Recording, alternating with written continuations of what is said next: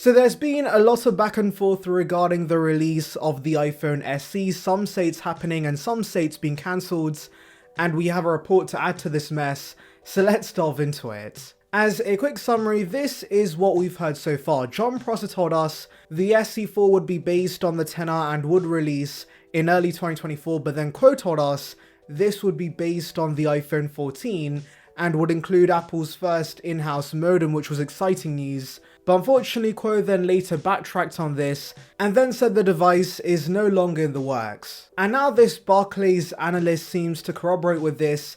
By the way, I do want to mention who are these people, because Barclays is a popular bank here, and so is this a random guy from my local branch?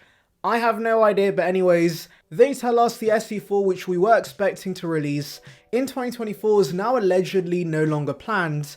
And while they don't explain why this is the case, I do have a few theories. And by the way, would like to remind you guys, like this video and subscribe for more content like this, it would be appreciated.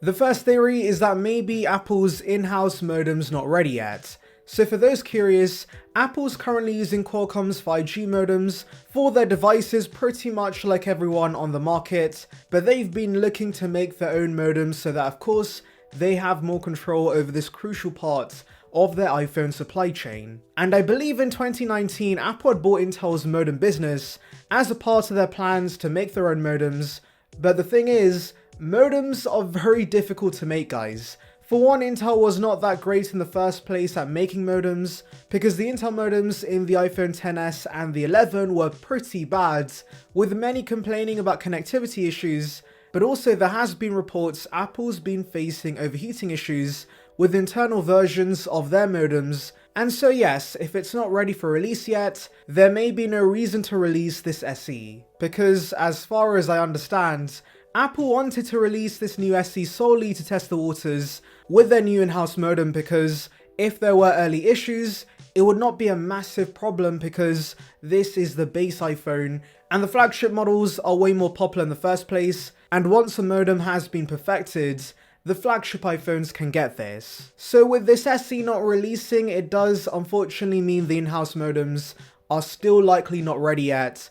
In fact, Quo did recently tell us Apple's now targeting a 2025 release, so this is partly why the SE4's been scrapped in my opinion. I am still excited for these modems though, because I definitely think this will be a lot more efficient than Qualcomm's offerings and could offer better battery life when using 5G on the device. Anyways, the other reason I can think of is the fact a new SE is a bit of a risky release in today's climate. You see, Apple and many other companies are in a recession right now, and so you might have noticed Apple nowadays is doing a lot of minor refreshes where they only upgrade the internals. They recently did this for a ton of new Macs, since I'm assuming this brings down the R&D cost for each product. However, the SE4's in a bit of a tough position where Apple can't continue using the current design because it's already getting a little long in the tooth. For those not aware, the SE looks identical to the SE2, which is based on the iPhone 8, and that's based on the iPhone 6. So next year, this form factor is going to be 10 years old. Yes, you heard me right, a decade old. And so I'm very sure if the SE4's in the works, this has to get a redesign. And considering Apple usually recycles designs that are still in production, what Quo told us about an iPhone 14-like design could make sense, since that's still very much in circulation, but also that would be way more expensive to build. Take for example the iPad 10 that got a major redesign based on the iPad Air, and the price shot up from $329 to $450, and so expect a similar price increase if we get an SE4 based on the iPhone 14. And at that point guys, it would be way too expensive to justify getting this when you could probably find the iPhone 13 or even the 14 for much less on the refurb market. And yes, I know John Prosser told us the SE4 would be based on the XR, but as I've said in the past, that would not make sense because Apple stopped producing the XR years ago. The form factors Apple sells right now are likely the only models the SE4 could be based on, and that actually brings me on to what Apple should do instead of giving us a new SE4, and that is give the 13 mini a price cut. Because if you think about it, For most in the market for an SE-like device, the 13 mini already fits that purpose quite perfectly because it's compact for those who like small devices, and in fact it's smaller than the current SE, and I know some are going to claim people don't buy small phones, but here's the thing guys, the iPhone mini was a flop because of the pricing, not because of the form factor in my opinion. A lot of market research has shown that most looking for a smaller device also don't want to spend a lot, and especially when the 12 mini released, the SE 2020 had just released a few months prior for a much lower price, and so for that demographic they were willing to buy the much inferior device because it's a lot cheaper. However, notice how the 12 mini and 13 mini have been selling out on Apple's refurb site pretty consistently, and so I would not be surprised if they are more popular now because the price has come down. Because at the end of the day there will be demand for any size device, but it all depends on pricing. We all thought the 14 Plus would be incredibly popular because we were led to believe the market wants a regular plus-sized iPhone, but because it was way too expensive, it's not doing that well sales-wise. Anyways, to further extend the reach of their mini devices, Apple should literally just keep the 13 mini in the range and drop it to $449.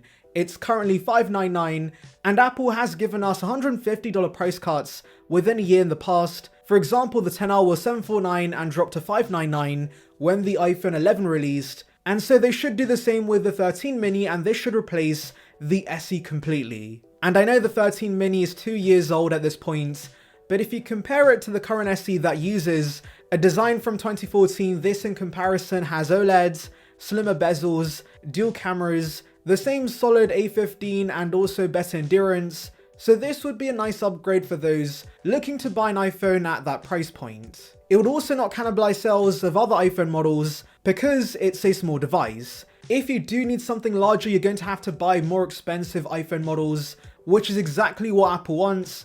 I think this was a big issue with the reports regarding the SE being based on the 14 because if it offered the same 6.1-inch OLEDs at a much lower price, Apple can't upsell you to more expensive models, and that's not going to make Tim Cook very happy. But for those strictly wanting a cheap iPhone, the 13 mini fits the bill quite perfectly since yes, there are some compromises particularly with the size, but it's still a solid device and is a huge upgrade over the SE3. And then eventually once the A15 gets too old, they can do a quick chip swap, and boom, this can be rebranded as the new SE in the range. So yes, keep the mini around as the SE Apple, it just makes a ton of sense. To go down this route, in my opinion, we don't need more 6.1-inch iPhones, give us different size options instead. Anyways, let me know your thoughts in the comments, make sure to like and subscribe for more content like this, and thank you for watching.